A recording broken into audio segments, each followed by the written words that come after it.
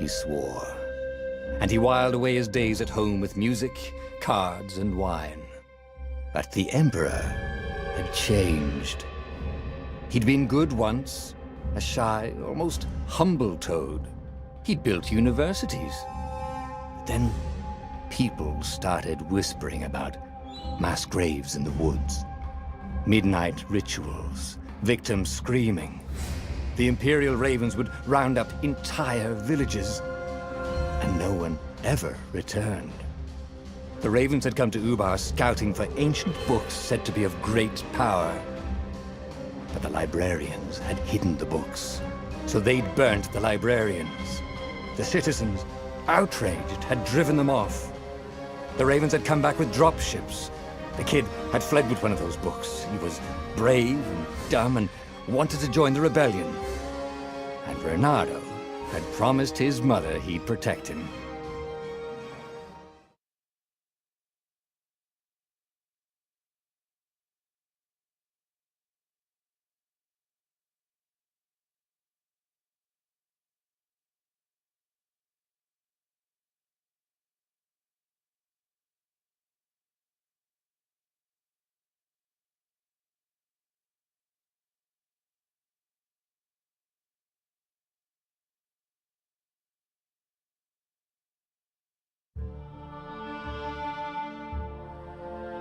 The kid was looking down, watching his city burn.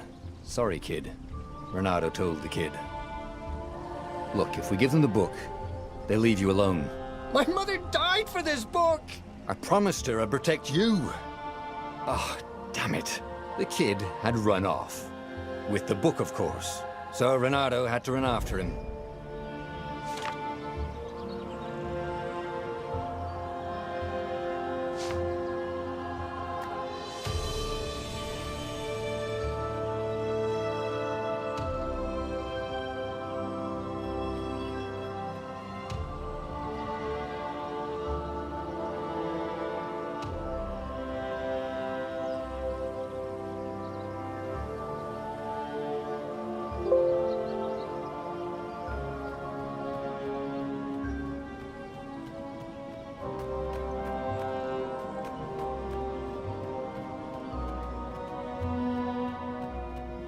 The two ravens were staring at the kid like he was their dinner, which probably was what was in their tiny brains. Hey, Bernardo said. They cocked their heads at him. Pick on someone as ugly as you. Wait, that didn't come out right. For the Emperor! The ravens cawed and rushed at him.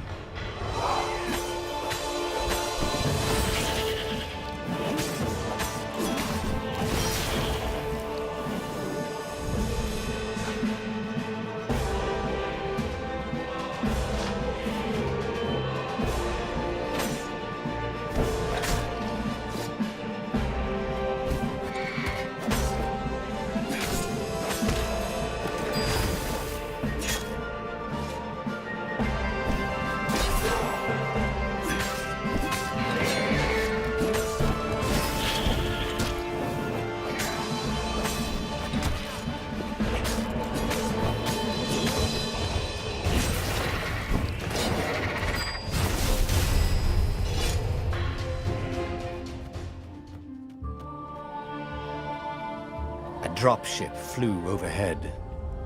He hoped they hadn't noticed him. The kid.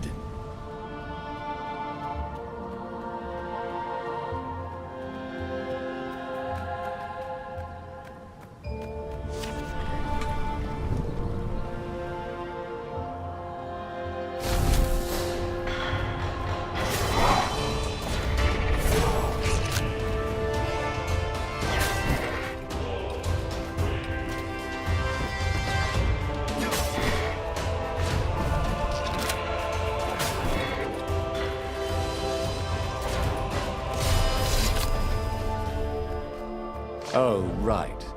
The Gate of Heroes. Someone's idea of a joke, making the Skyship Docks a gated community. You needed a hero's sword to open it. And the kid was on the other side of the gate. Who let you through?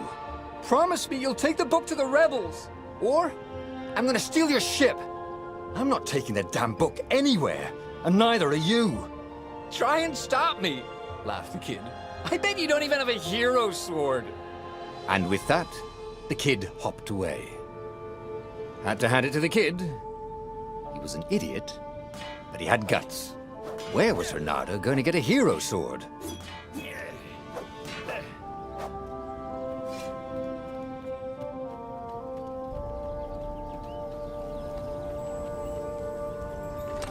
Ore and wind essence? That sounds about right. Oh, perfect.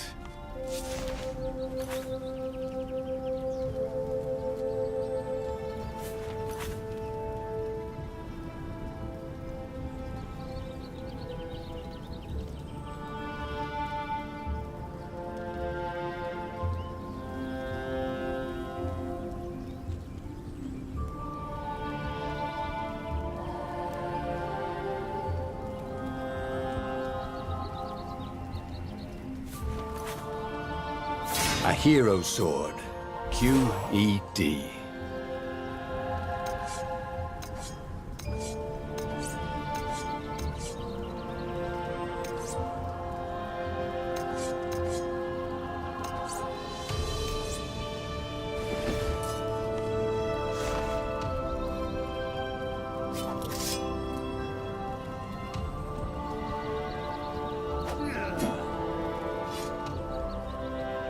This is what he got for settling down and finding people to care about. The kid's mum had been a swell cook, and she'd laughed at Renato's jokes, even when he didn't know he'd made one. And then the ravens had come to burn her. And she'd made him promise to protect the kid. But she never told him where the book was. Just the kid.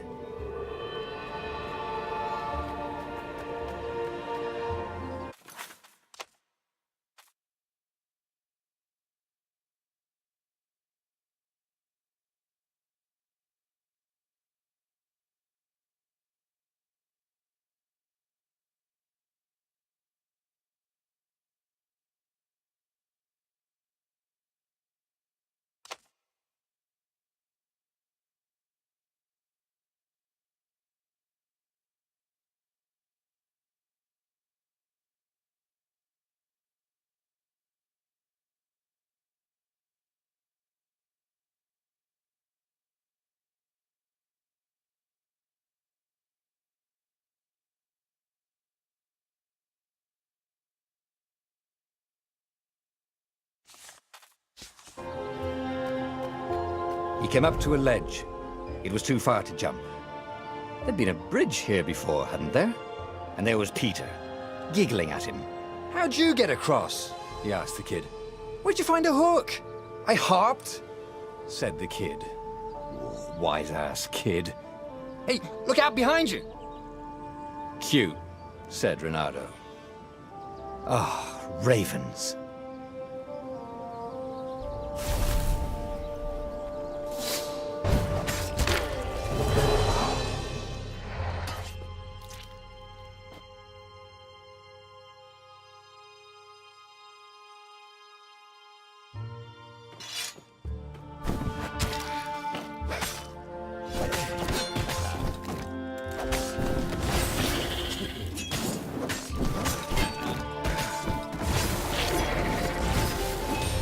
It was time to talk some sense into the kid. Just hook his way across the ledge and chase the kid down. Thing was, he hadn't used his hook since he'd retired. How'd he done it? Maybe if he meditated? At that altar there, he'd remember his old skills.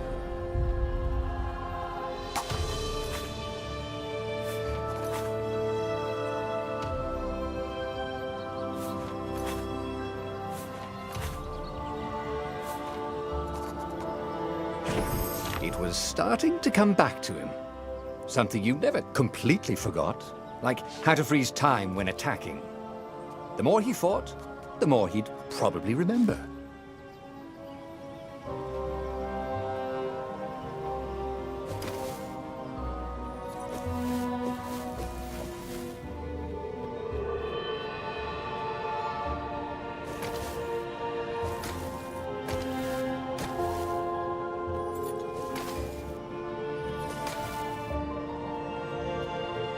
There was the Farfarer.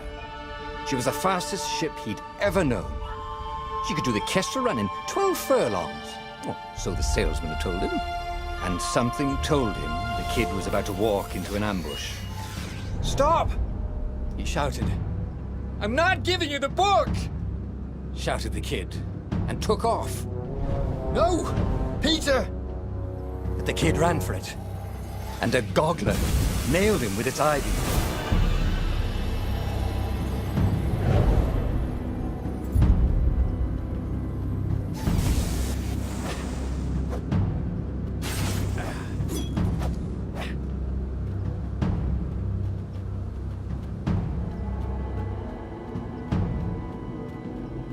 The book was unburned.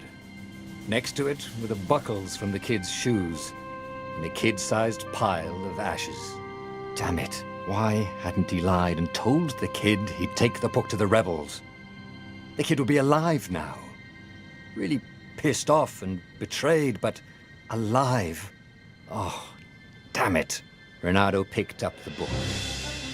He couldn't let the Empire have it now. He was going to have to get it out of there. He'd be a wanted man. Probably have to join the rebellion just to have a place to dock. Well, he'd hated home life anyway.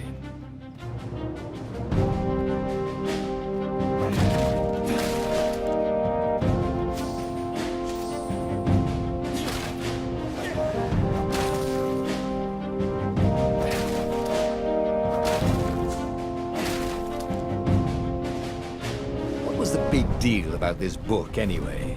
Maybe he should open it and find out. All that had been years ago. How many? The war was a blur, and now 3 Raven scout ships were chasing him. Where are you running, rebel? Cawed the Raven captain over the loud hailer. Renato could see them cranking up their catapults. Just going out for milk? Renato yelled back. Where can you run? Laughed the Raven horribly. Far behind him, another city was burning. The dark cloud above its island was thousands of Imperial ships. The fleet was doing a thorough job. Take us to the rebel base! I will spare your life! It cawed. The entire jury-rigged rebel fleet was only a few islands to the east. Beyond that were only the pillars of heaven. A sea of endless blood-colored tornadoes. The rebellion was out of time, unless Renato could bring a game-changer. Maybe he could. Renato had found out where he could find the pieces of the Sky Ripper, the legendary weapon that had exiled the lost gods. Surely a legendary weapon could win the final battle. On the other hand, his old friend Lapino had sent Renato a desperate message saying he had a brilliant scheme to save the rebellion. If Renato could only rescue him. Renato dived the Farfarer towards the abyss. As he felt the heat of the jet stream, the Raven ships peeled off, not stable enough to follow him down there. Now it was time to choose. Lapino or the Sky Ripper.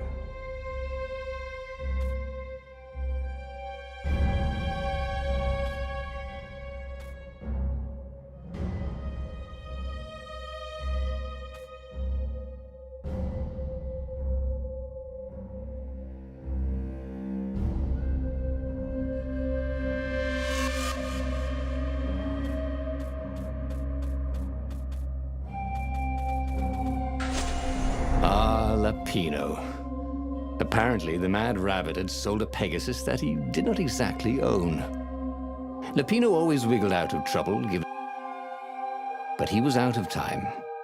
The Ravens had figured out that Lapino was a rebel spy. If the fleet reached him first, they'd string him up for that. Never mind the winged horse.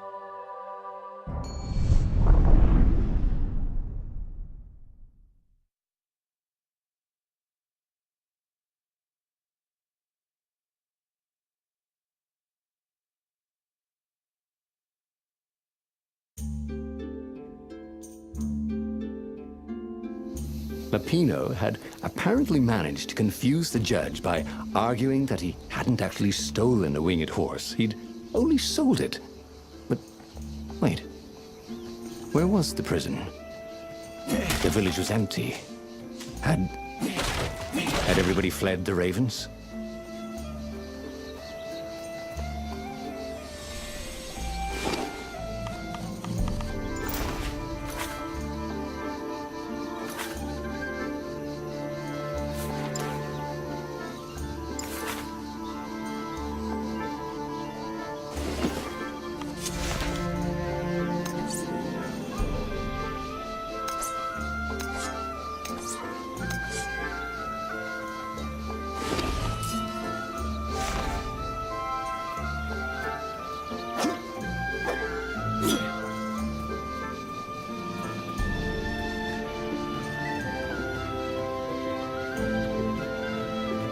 This thing really needed a roof.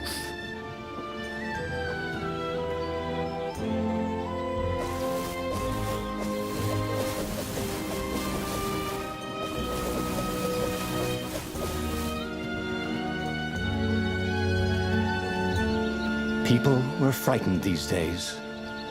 Just 2 weeks past, Reynardo had sneaked through an empty town and listened to the ravens caw about the Emperor's new taste in ritual sacrifice. Reynardo's blood was up. He just needed to smash something.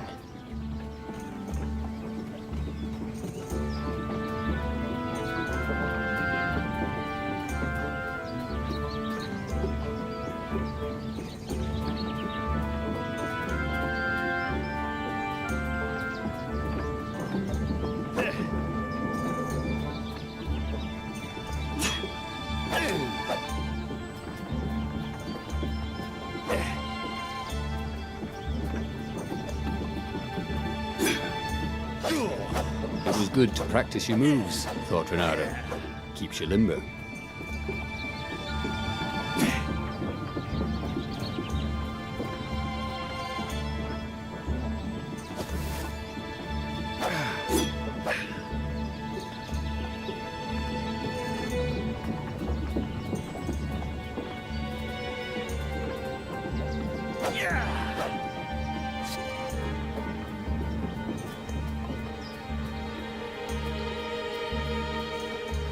He wasn't that good.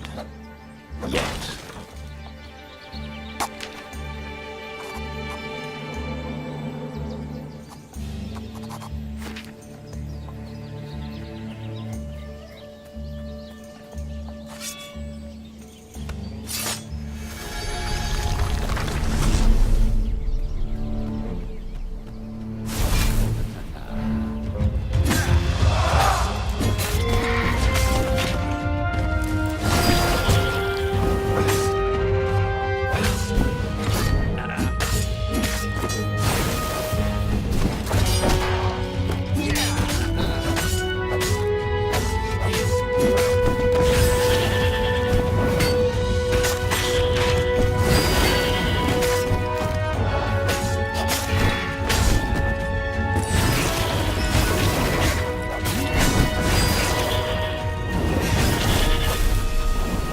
Ravens were landing everywhere.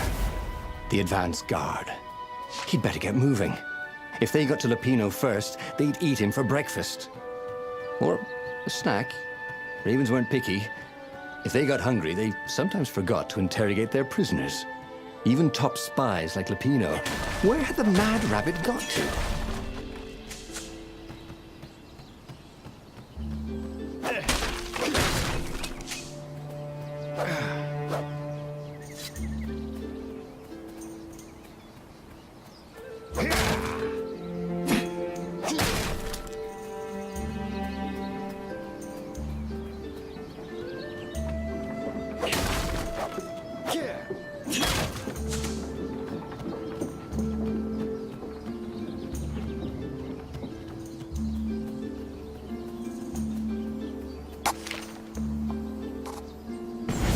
It was starting to come back to him.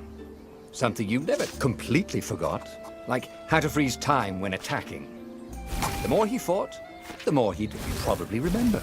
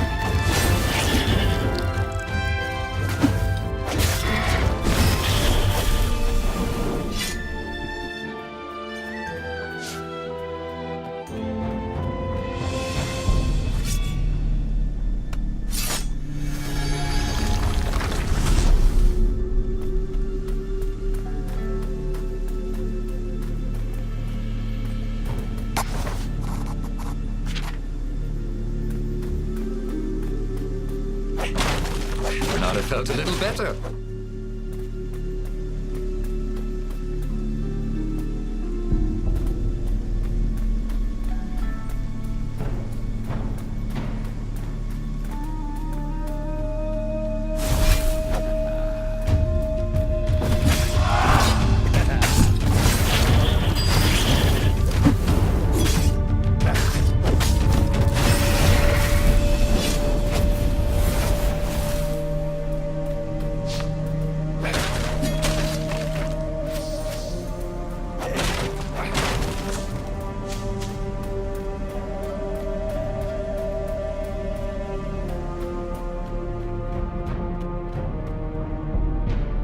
Dirty and bloody, Bernardo finally reached Lapino.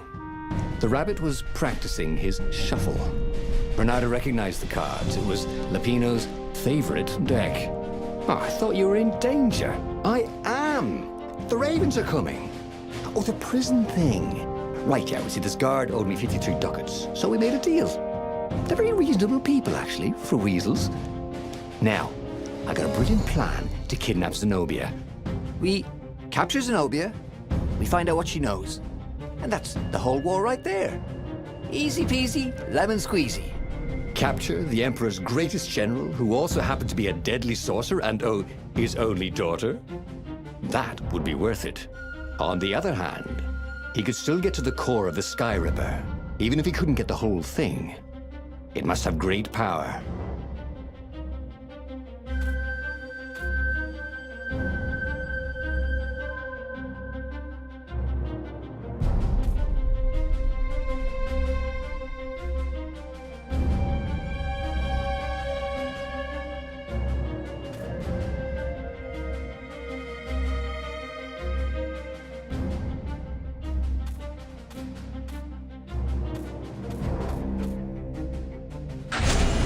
To make the Sky Ripper, the Transcendent Emperor had wrapped an armature around the eye of a god.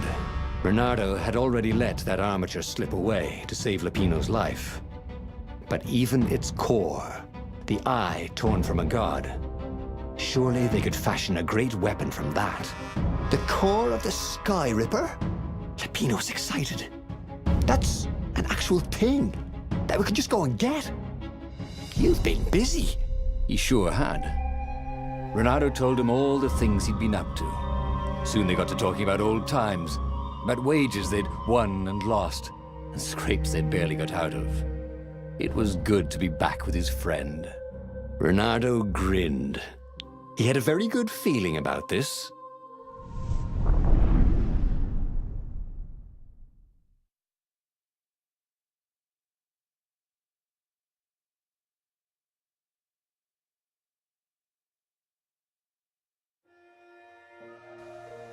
It's beautiful here, thought Bernardo. He was thrilled to be back with his old war buddy. He'd missed the mad rabbit. But something was not quite right.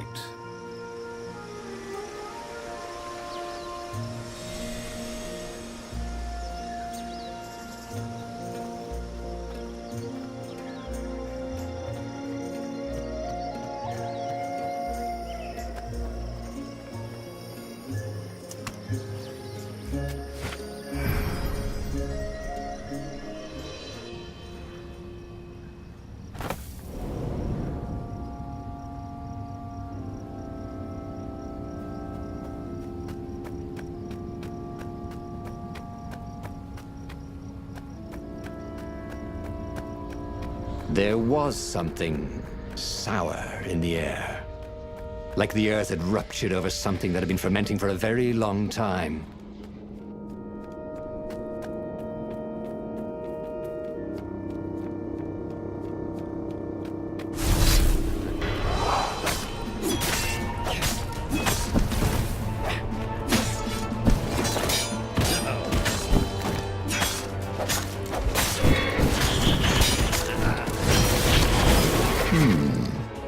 Where did that go to?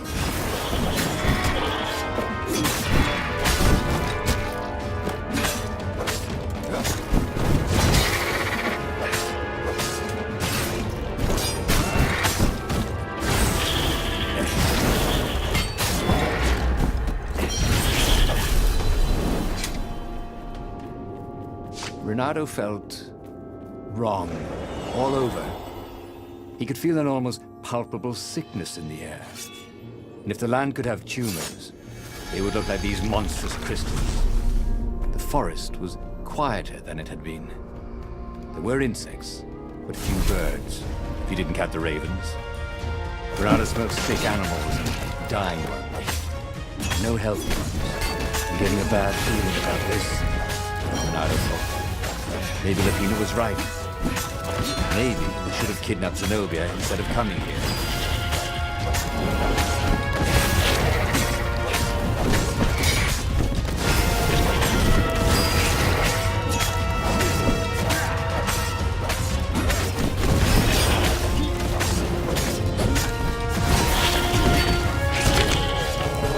The goat. Take the goat across first, Bernardo thought. But it was too late.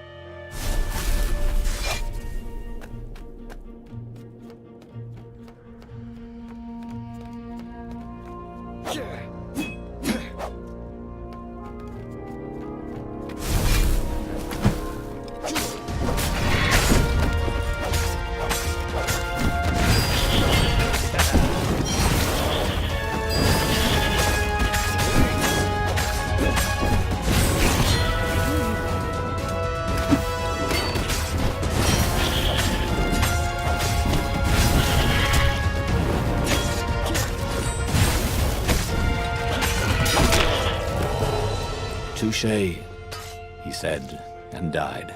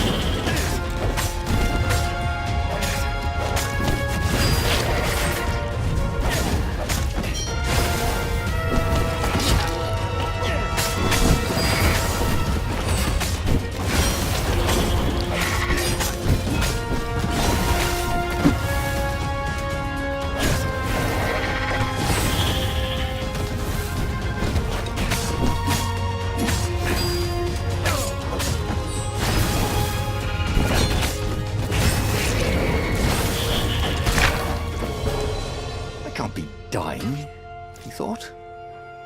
I'm the hero.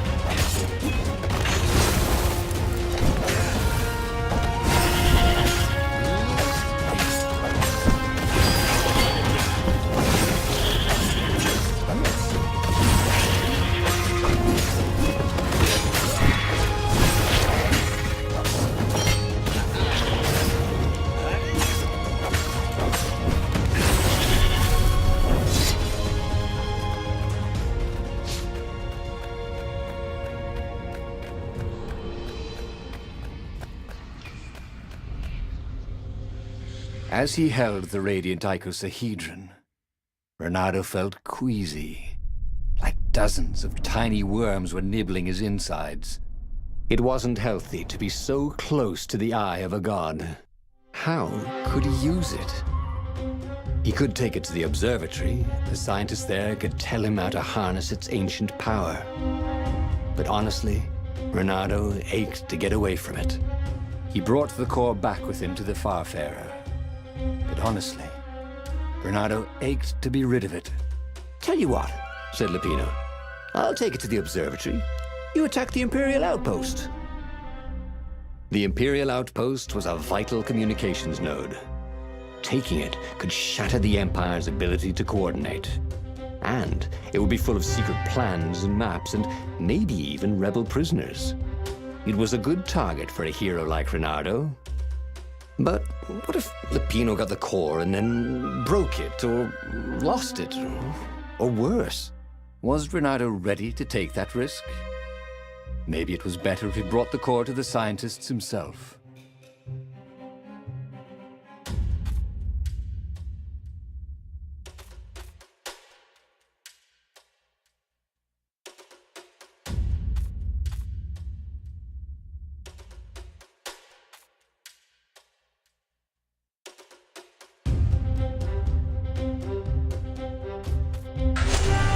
Trust me, Reynardo, you won't regret this. I'll treat the core like it was my own baby daughter. As the Farfarer dived towards the Nexus, Lupino was jumping up and down with excitement. Stop rabbiting around, Reynardo said. Lupino just stared at him. The moment the ship landed, Lupino leapt off the ship.